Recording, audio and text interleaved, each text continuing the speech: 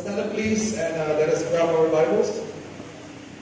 And let us turn to a New Testament story, the book of Matthew, chapter 15, verse 21 to 28.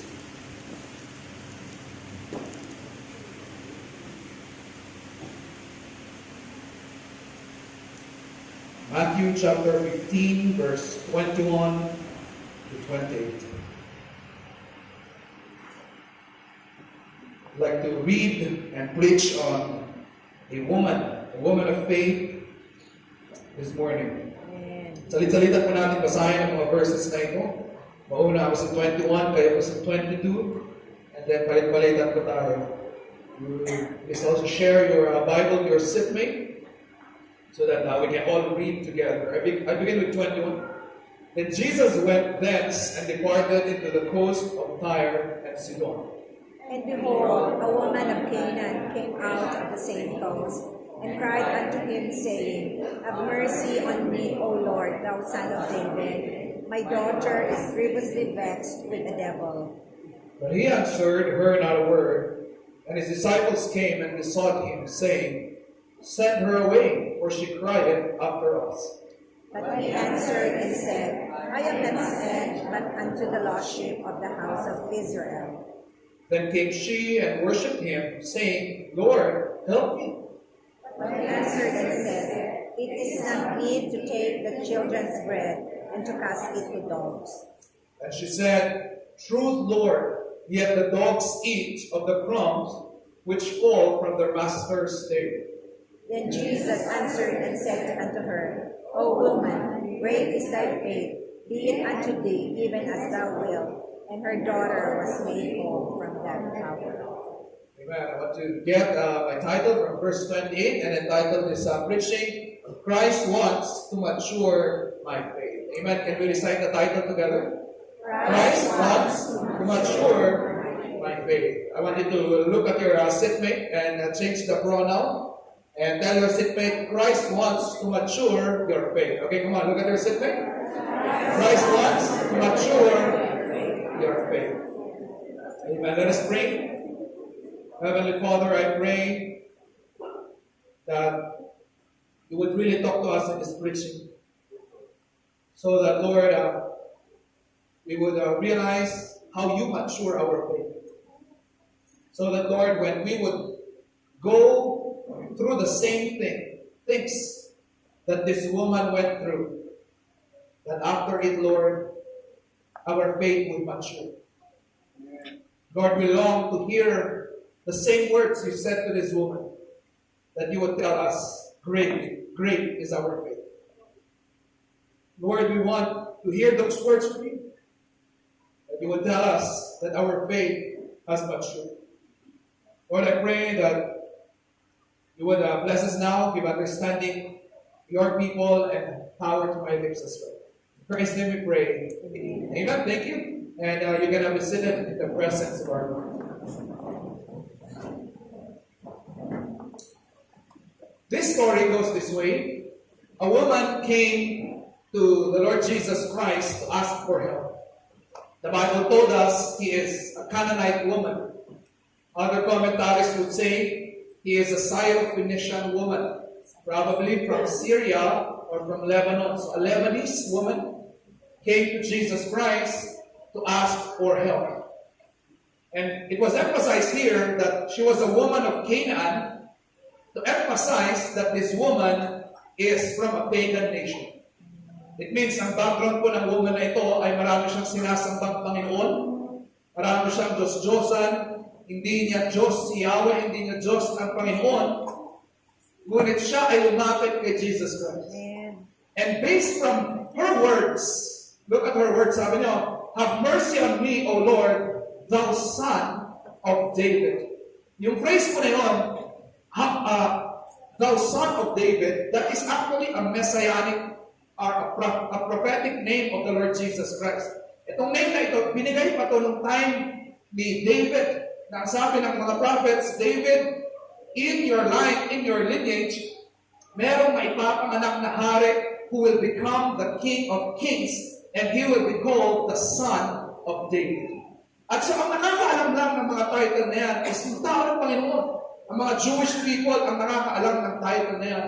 But look at this. This woman who is from Lebanon, who is from a pagan nation, who doesn't even worship the Lord, came to Jesus, and his introduction was this: Lord, have mercy on me, thou son of David. It means this woman probably is already starting in her faith journey. Probably nakakilala na ito sa Panginoon. Naniniwala na siya sa Panginoon at marami na siyang narinig na kwento about the Messiah, our Lord Jesus Christ. That's why meron na siyang basic faith at pananampalataya sa Panginoon that led her na nung nagkaroon ng sakit ng kanyang anak, ang kanyang daughter, and her daughter was possessed by the devil. The first thing she thought is this: I'm gonna go to the Lord Jesus Christ because He is the Son of David and He is God Himself, and I know that He is the only one who can help my daughter. Amen. So this woman had a basic faith and believed in the Lord Jesus Christ already. But in this story, we would see three arguments by the Lord Jesus Christ. Para bang ni-reject siya ni Jesus Christ 3 times.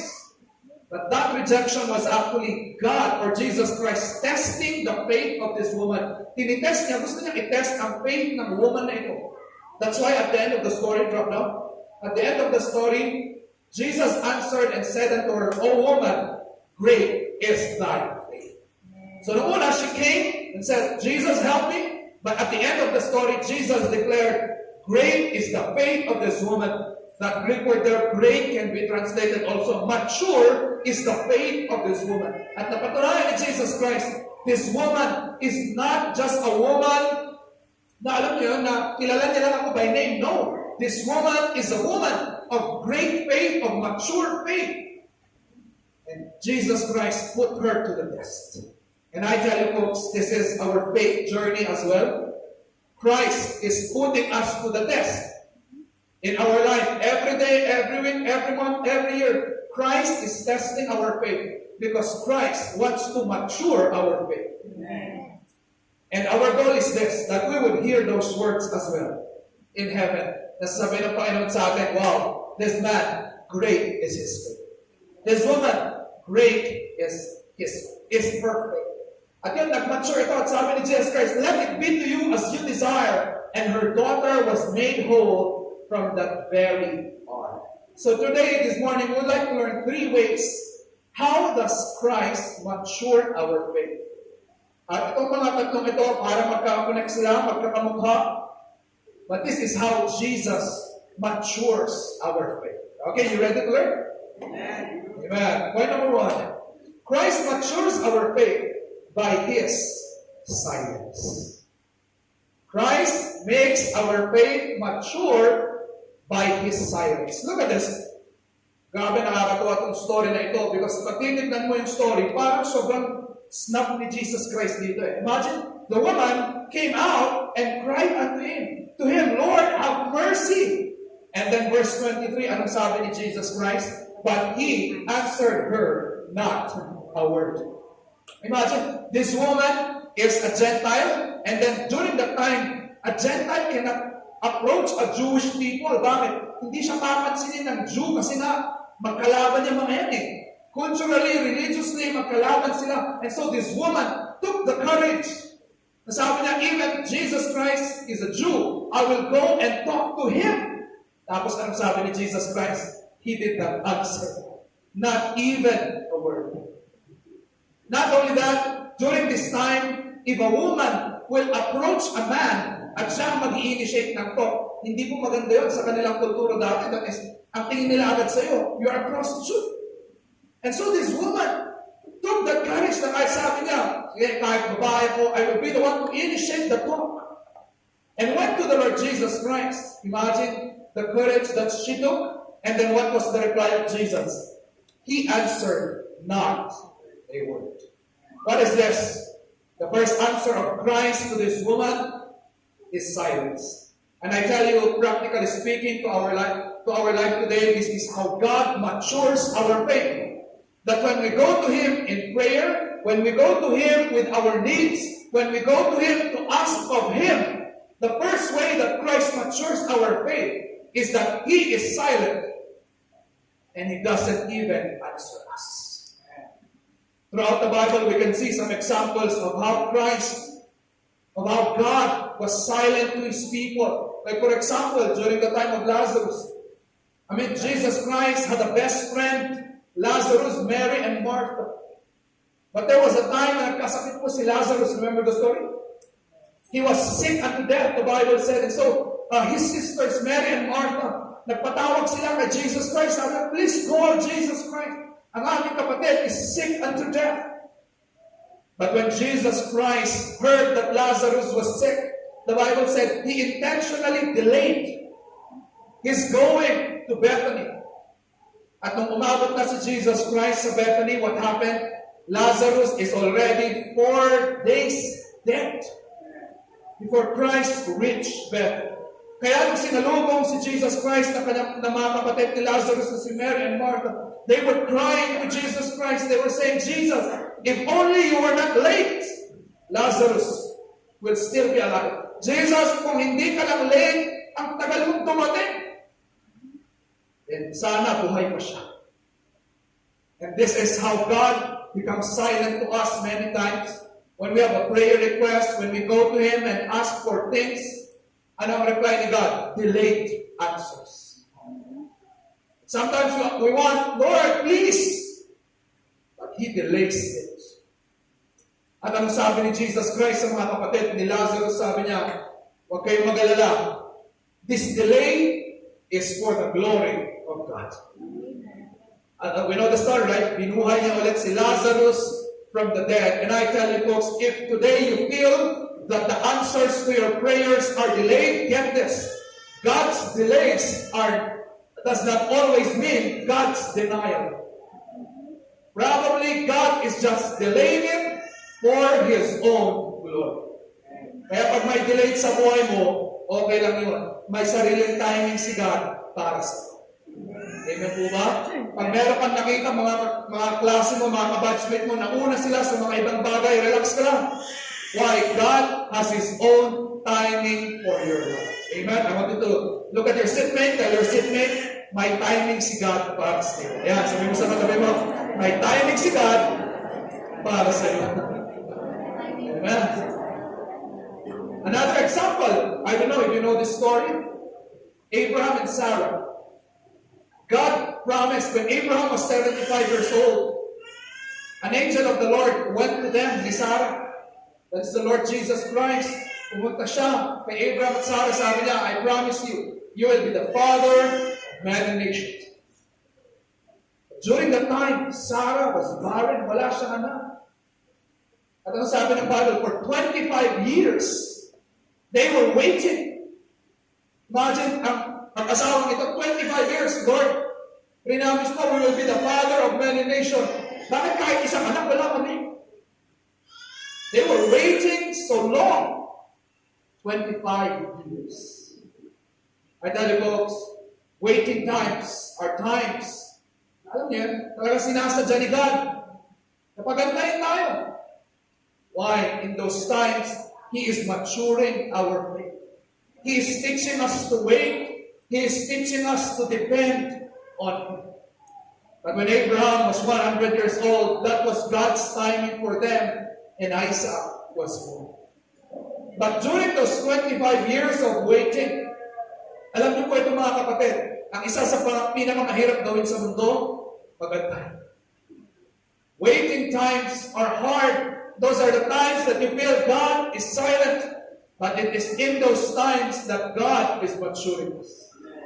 Another example is when God does not take away our pain and suffering. Remember, Apostle Paul, he was a missionary. He was an apostle of God, apostle to the Gentiles.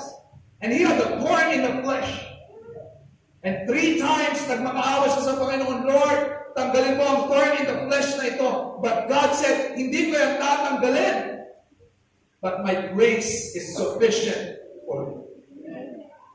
Folks, there are times in our life that you will feel, Lord, where are you? Where is your answer? Where is your leading? Saan ba pupunta ang aking buhay? Saan ba ang direksyon ng aking buhay? Those are silent times. Those are silent years. And God matures our faith in those times.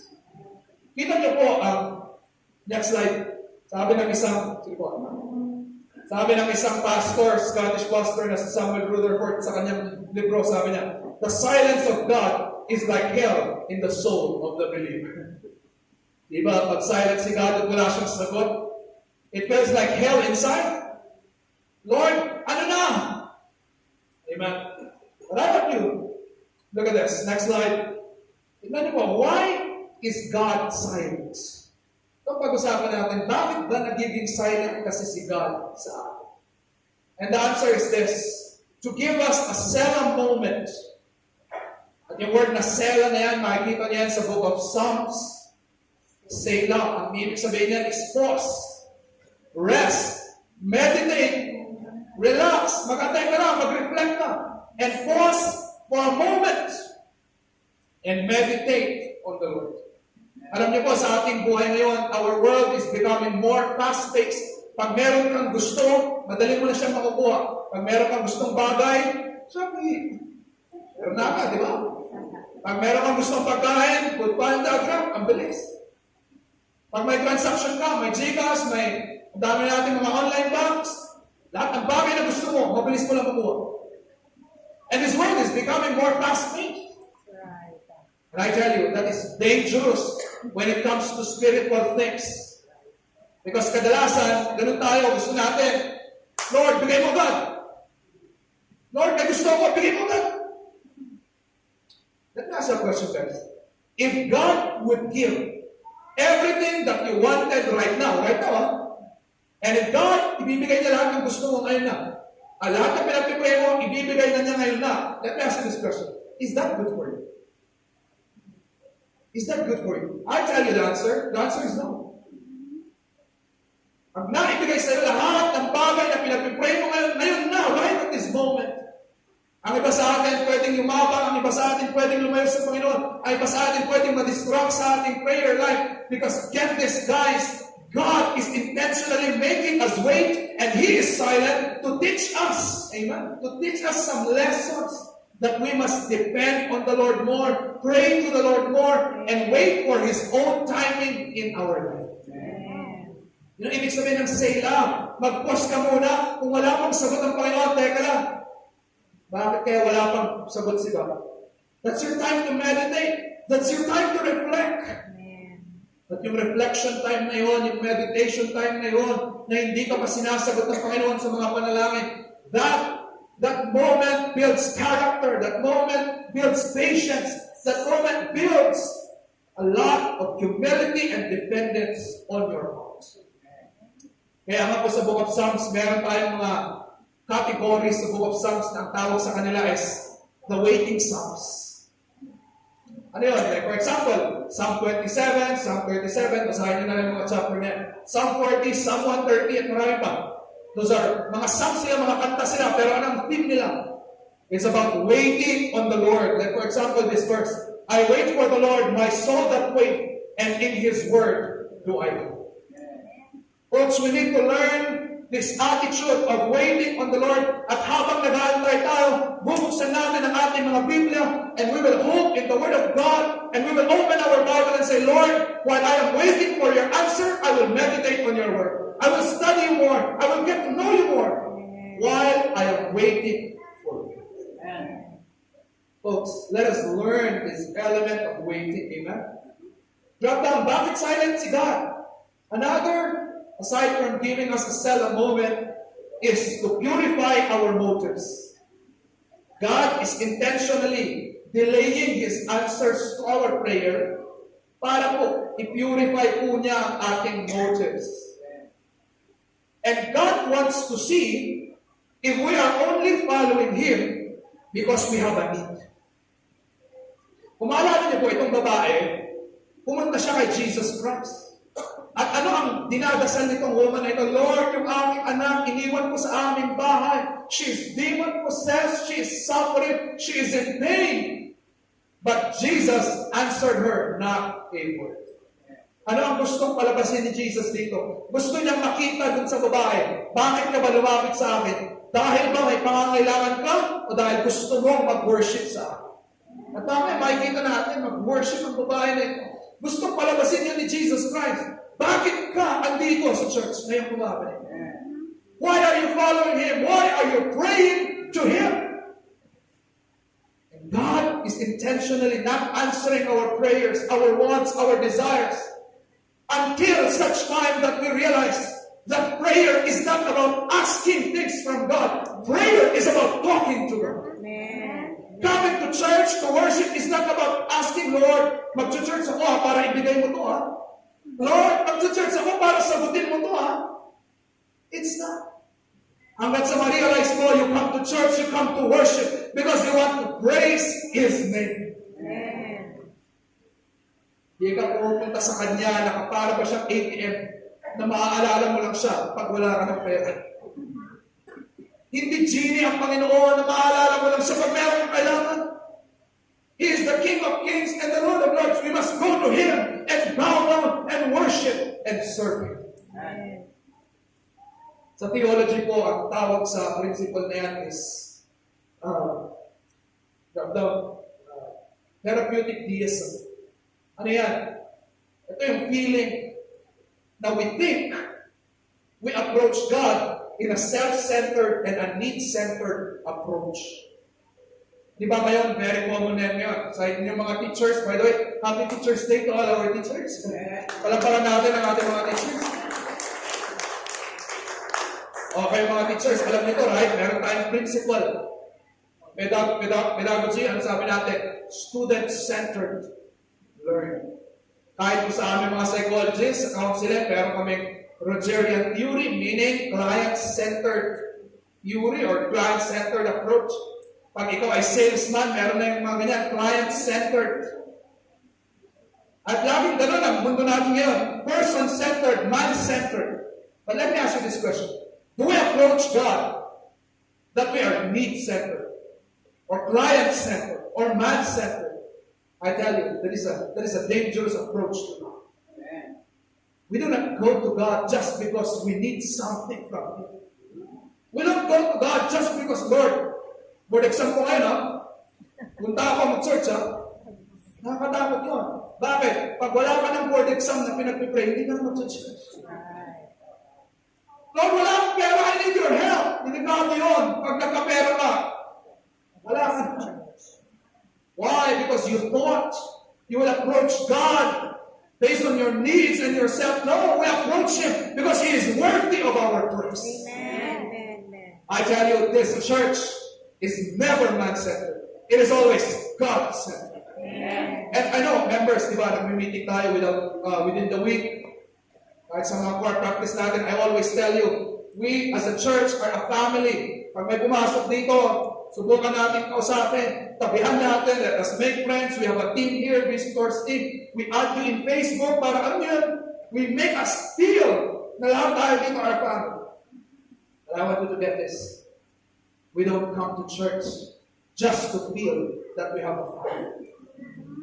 Kailangan malagpasan mo yung stage niyo at umabot ka sa stage. I'm going for God. I am going because I want to hear His word preached to me. Amen? God said.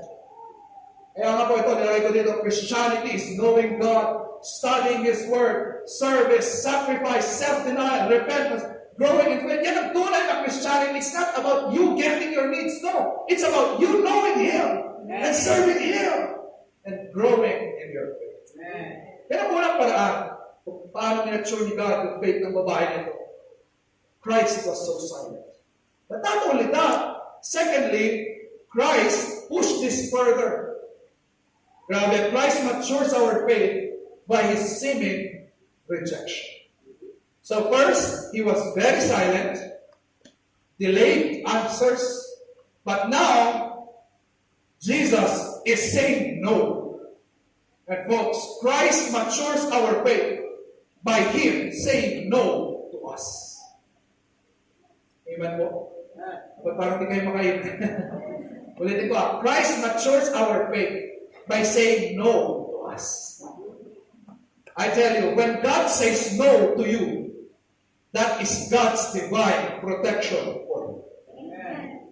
Kung makalala, pag nag-no si God sa'yo, ibig sabihin lang, hindi para sa'yo, hindi pa siguro this time, and that is God's way of protecting you. Saying no.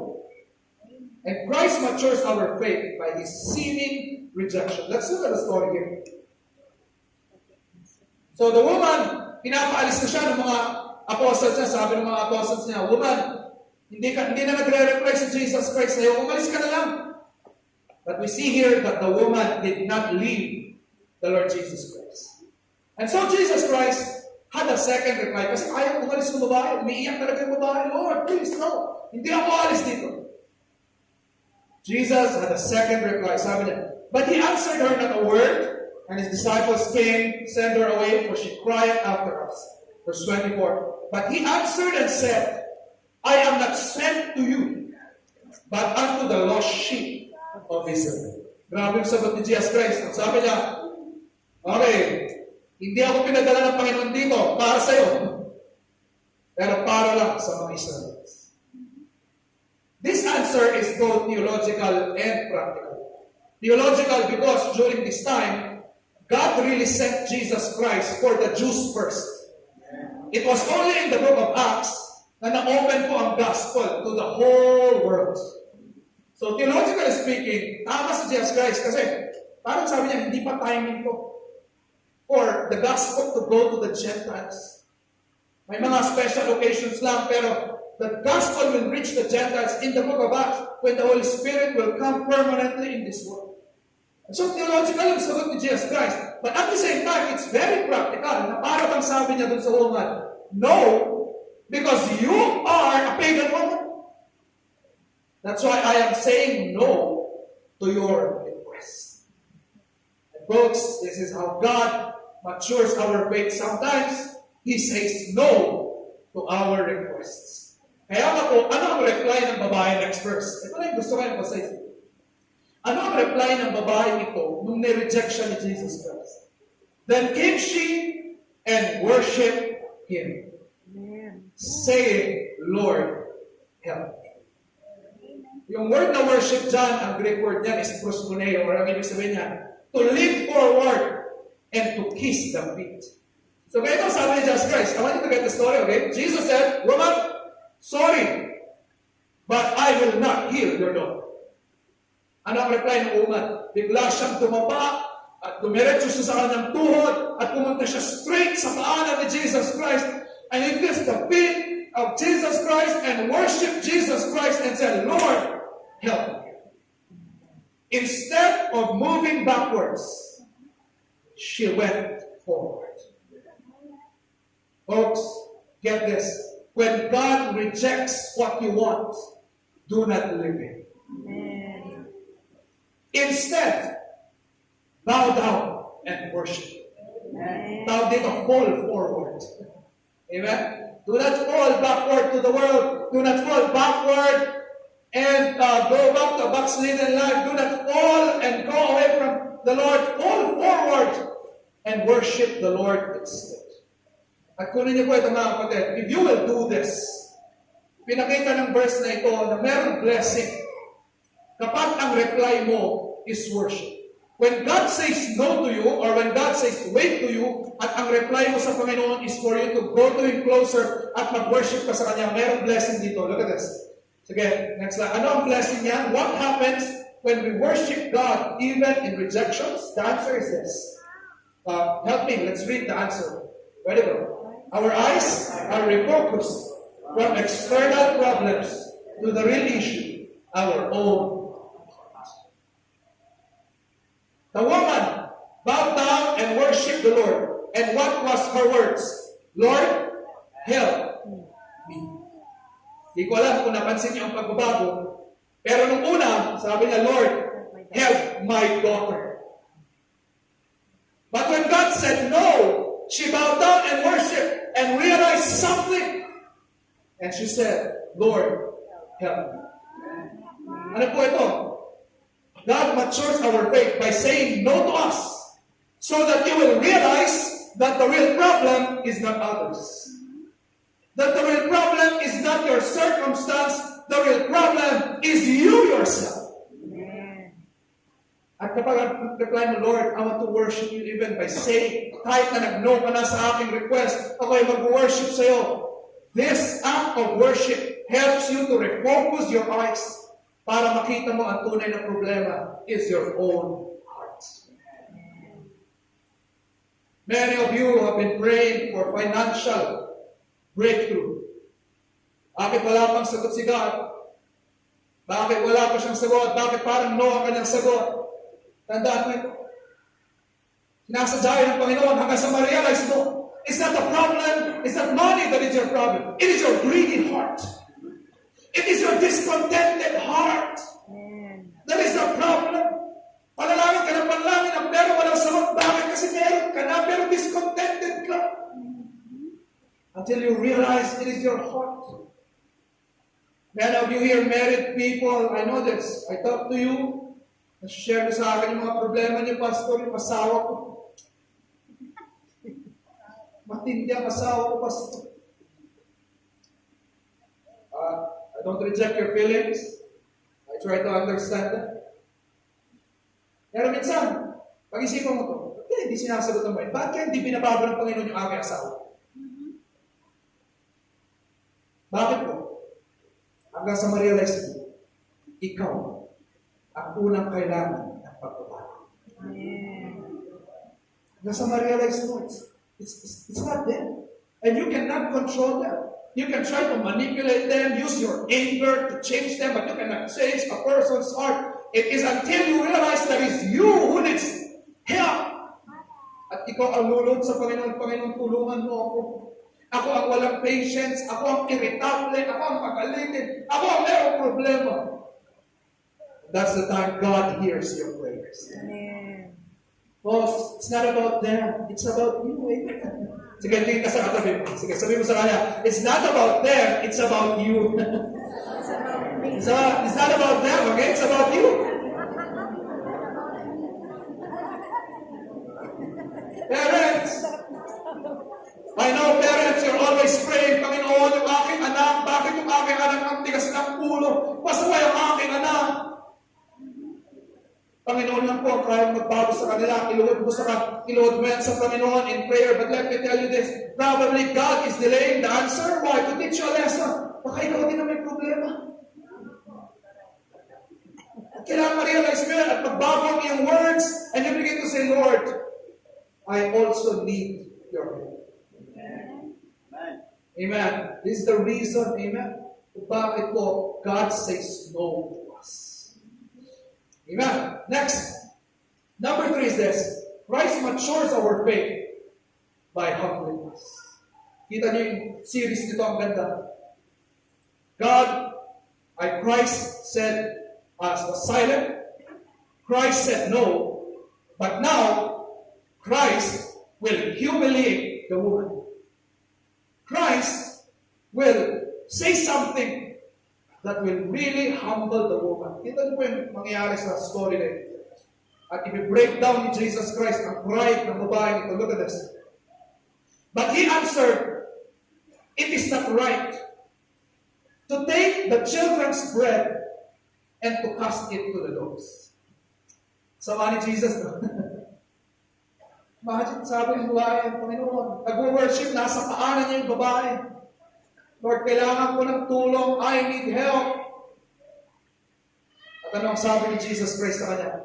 It's not right to give the blessings of the Jewish people. Parang ganun yung context ni Jesus Christ dito. It's not right to take the children's bread, the blessings of those who believe in God, and give it to dogs. Indirectly, ang tawag niya sa babae, dog. Nung time ko na yun, ngayon po sa time natin, ang masakit na tawag is pag tinawag kang baboy. Masakit yun. You're a pig. So, masakit yan, di ba? Dati po, parang ganun yun sa kanila.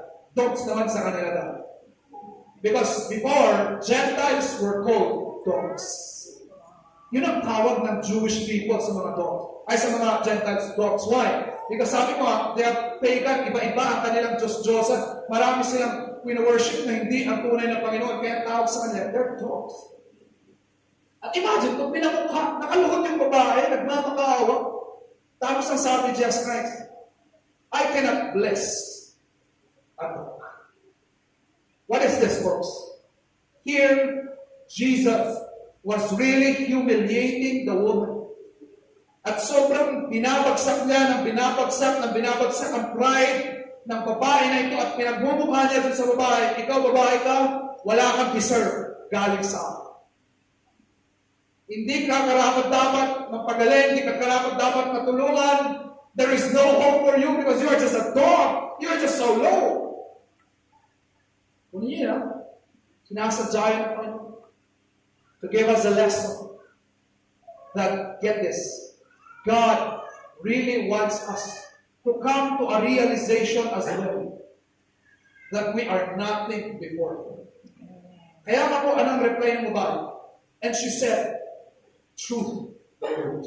Imagine, hindi nag-deny yung babae, sabi niya, Panginoon, yes, I am a dog. Lord, yes, I am a dog. At sabi niya, yet the dogs eat the crumbs which fall from their master's table. Ano sabi ng babae? Yes, I am a dog. Pero kagaya ng aso na nag-aantay dun sa ilalim ng table ng kanyang master, nakalabas ang kanyang dila at nag-aantay ng konting malalaglag na pagkain. Ganun ako ngayon, Panginoon. Yes, I am a dog. Yes, I am undeserving. Yes, I am nothing. But I am just here, waiting for just a little grace from you. Ganda na attitude ng babae na. And I want to ask this question guys. Who are the people that God will save? Who are the people na iniligtas na Panginoon? Yung mga tao ba na akala nila mabait sila? No. Jesus said, I did not come to save the righteous people. Hindi ako pumunta dito sa mundo para sa mga tao sa tingin nila ay mabuti sila. Hindi ako pumunta dito sa mundo para sa mga tao na sa tingin nila they are better than others. Jesus said He came for the dogs. He came for people who will realize that they have nothing against God. They are undeserving of God. At sila ay hindi karapat-dapat sa kalangitan, hindi karapat-dapat sa salvation. And until you realize that you are a dog, doon ka lang magmamakaawa sa Panginoon, nasasabihin mo sa Kanya, Panginoon, please, can you give me a little grace? Kaya nga po, sino ang tunay na nakaka-experience ng salvation? Sino ang tunay na taong nililigtas ng Panginoon? Yung tao na darating sa point ng kanyang buhay na sasabihin niya, Panginoon, I am a sinner, I am not good, I am undeserving of your love, I am undeserving of your grace, I am a dog, I deserve hell, I deserve destruction, and I have no hope, and I cannot save myself. Amen. Sa time na yun, saka mo sasabihin, but Lord, please save me. And at that time, doon mangyayari sa iyo, sabi ng Bible, for whosoever shall call upon the name of the Lord, doon katatawag na kagaya ng aso, Lord, kahit konting katiting lang ng iyong pagmamahal at grasya, iligtas mo. And I want to tell you folks, maybe some of you still has this monster of self-righteousness in your life, na iniisip mo, you are good, you are better than others. Ang iniisip mo, Pastor, hindi naman para sa akin ang preaching yun eh, para sa katabit yun. Okay ako, siya hindi. Hindi ka naman. Hindi ka ma-realize mo. Who are the people who will receive forgiveness? Come on, talk to me. Sino ang tao na nakatanggap ng forgiveness? Hindi yung mga tao, uy, sorry pero di naman ako nagkamali talaga eh. Diba? Kahit in a human level, even in a human level, hindi mo kayang patawarin yung tao na yun. Yung humihingi na ng sorry, nag-justify pa. Human level na yun. What if we are standing before a holy God and you cannot admit your brokenness and your sin? Eh, hindi ka pinapatawad ng Panginoon. Forgiveness only comes, true forgiveness only comes to those who will really admit their sinfulness to God. Sino ang nakakatanggap ng favor at grace ni God? Sino? Yun yung mga tao kagaya ni John the Baptist na magsasabi, Lord, may I decrease and you will increase. Kaya nung namatay si John the Baptist, ano ang promise ng Panginoon sa kanya? There is no man that will be greater than this man, John the Baptist.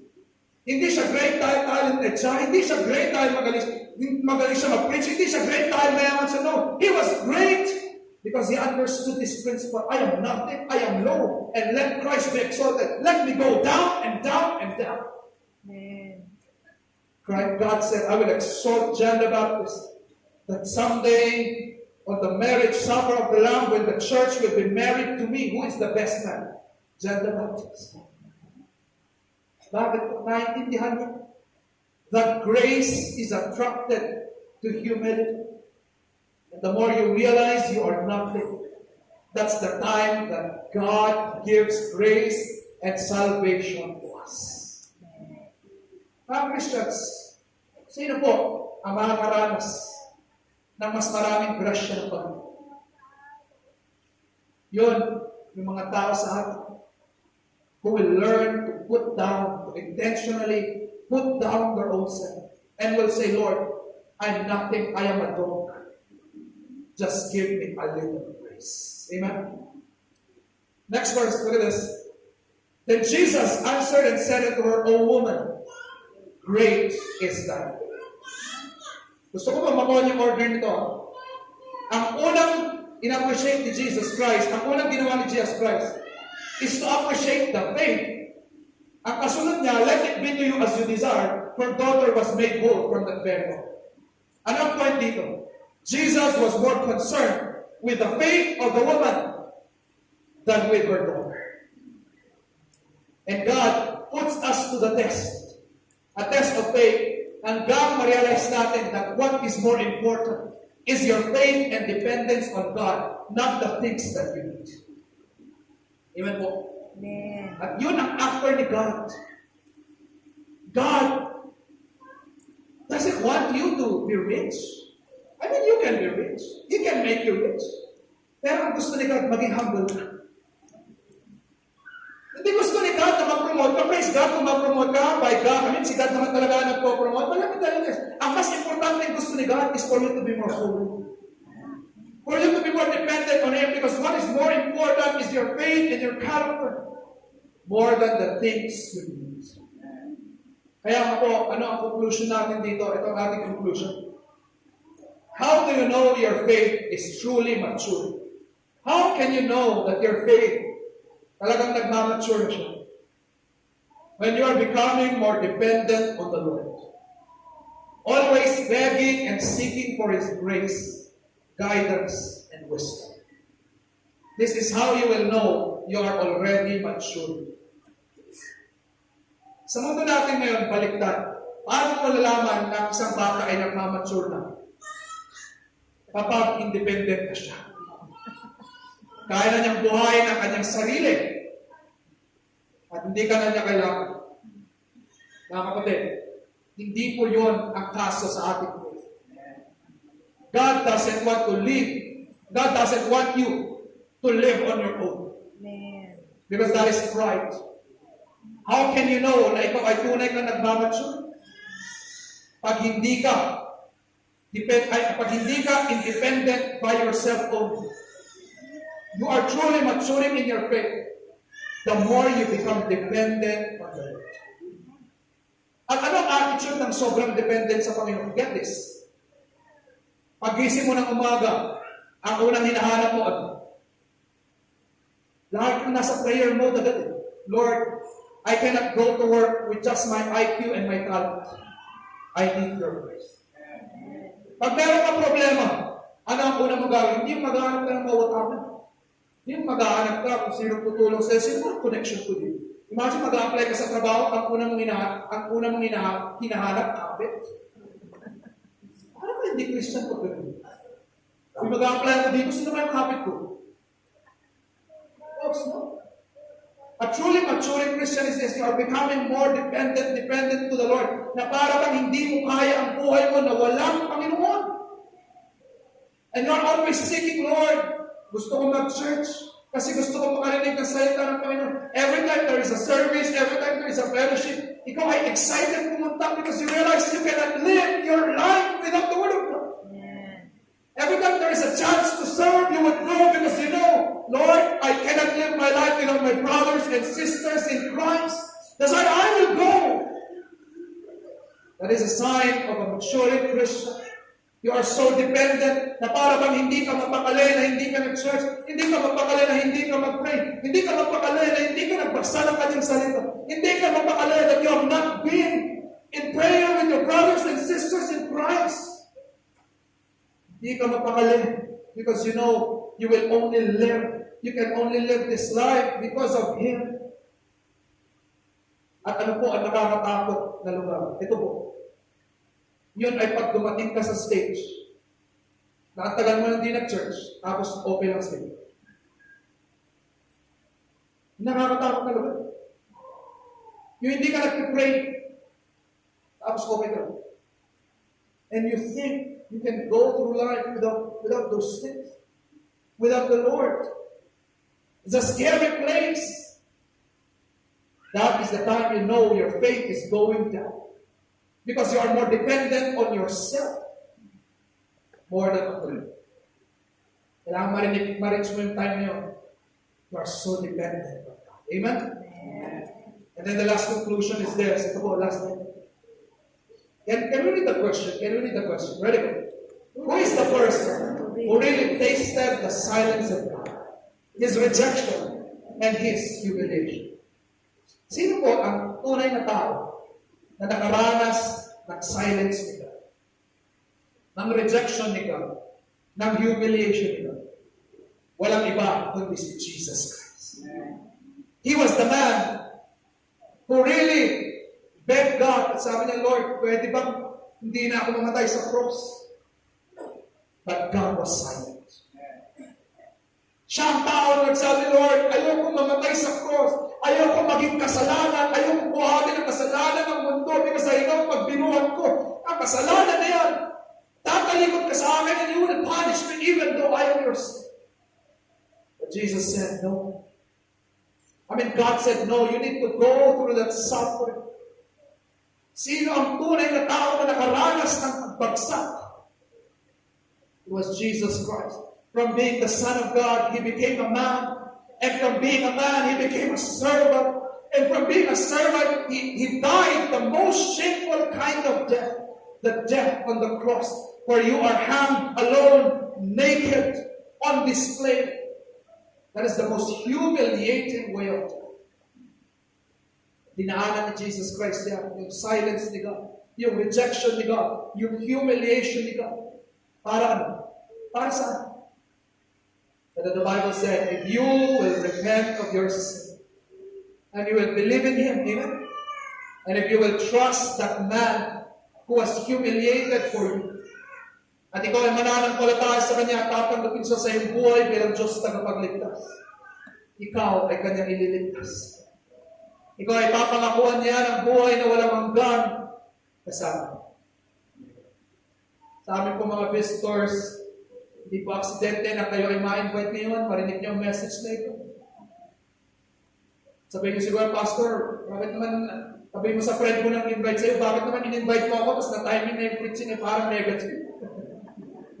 Hindi, talaga sinadyahan ni God, for you to realize, amen, that He did the work for you, He died for you, He loved you.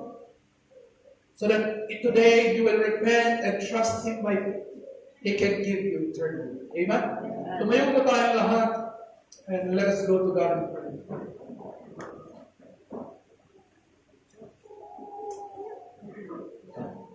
I want all of us to bow down our head, please. Close our eyes. Do not allow yourself to be distracted, because I want us to have a moment of prayer.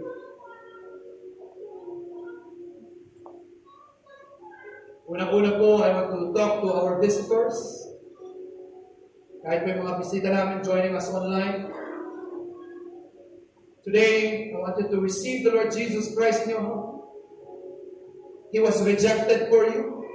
He was humiliated for you. Siya po ay namatay sa cross. So that if you will repent of your sin and put your trust in Him, He will save you. And He will give you eternal life.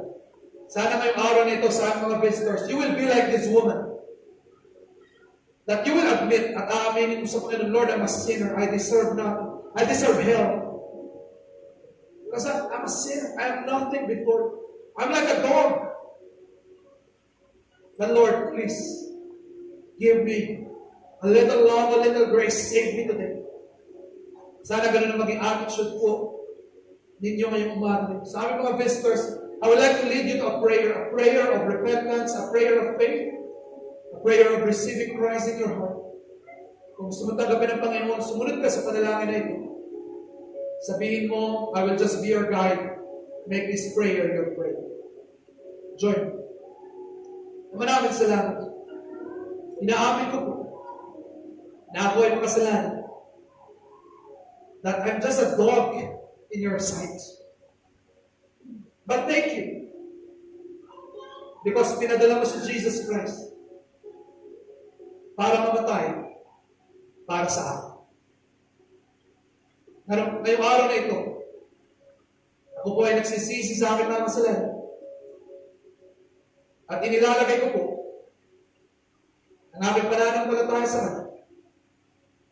At tinatanggap siya sa aking buhay bilang aking Diyos at tagapagligtas. Salamat po sa regalo ng kaligtasan at buhay na walang hanggan kay Kristo lang. Sa ngalan ni Jesus. Amen. Let us continue praying, folks. I want to give you time this morning. I want you to talk to God. And probably today, you are in your waiting time also. Probably God has rejected your prayer request. Or probably nasa stage ka ngayon na parang God is humbling you down. Binibigyan ka ng mga suffering ni God, binibigyan ka ng mga challenges and trials ni God na parang kang binabagsak ka ni God. Mga kapatid, do not be discouraged. God is intentionally doing that for you to mature in your faith.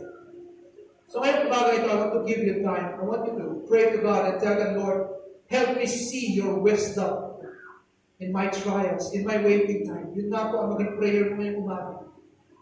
And ask God for strength and wisdom that you will see His lessons in your waiting time, in your time of silence, in your time of humiliation. Go ahead, folks. I'll give you time.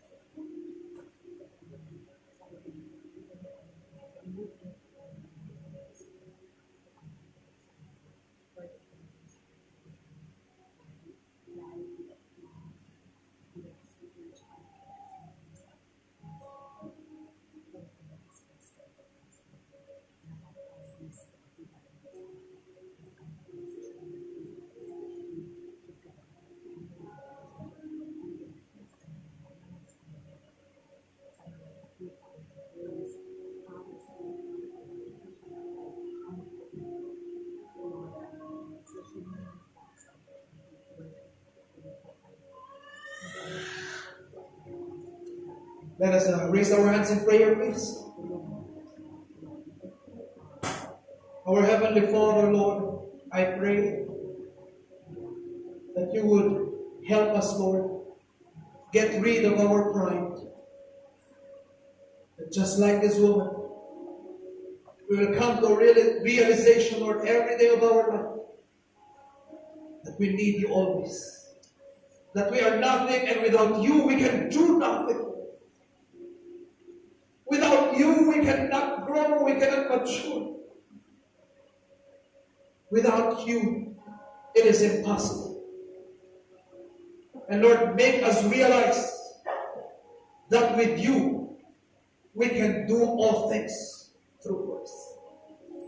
Lord, make us realize that with you, all things are possible. That's why, Lord, I want you, Lord, to please teach our whole church dependence. The attitude of depending on you always. Lord, make us more dependent. Make us like a child, always running to you, always looking for you.